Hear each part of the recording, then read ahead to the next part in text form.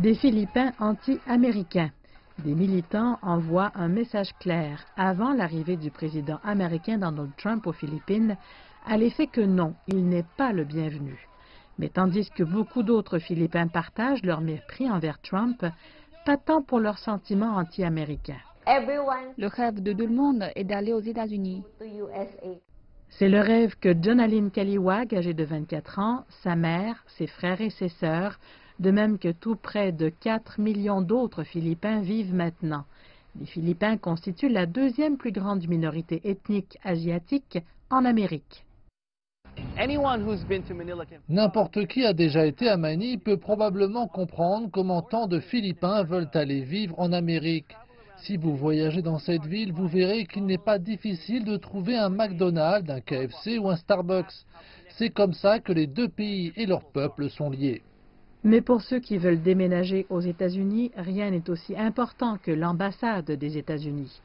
Jonaline a déjà été approuvée en tant que mineure sous la tutelle d'un parent vivant aux États-Unis jusqu'à ce qu'elle atteigne l'âge de 21 ans, où elle a été relocalisée vers une autre catégorie de visa. Maintenant, elle craint de ne jamais pouvoir mettre les pieds aux États-Unis. D'après ce que j'ai vu dans les infos, Donald Trump ne veut plus que d'autres étrangers s'installent aux États-Unis.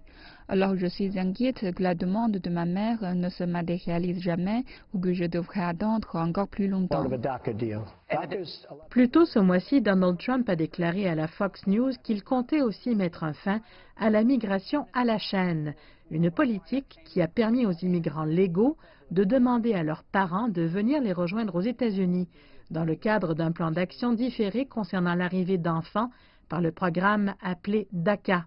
Mais selon Ryan Barshop, un avocat en immigration américaine basé à Manille, ce ne sera probablement pas un scénario catastrophe pour les parents pétitionner.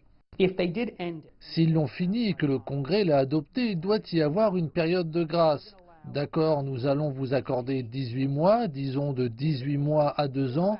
Nous allons faire passer tout l'arriéré dans ce délai de 18 mois à 2 ans, faire entrer tout le monde, et vous aurez aussi 18 mois pour 2 ans pour déposer.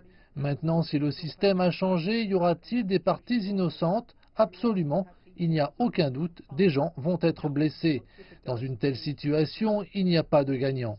Jonaline a attendu près de 20 ans pour retrouver sa mère. Elle dit qu'elle ne voit pas d'inconvénient à attendre encore 10 ans, pour autant que sa famille soit à nouveau réunie.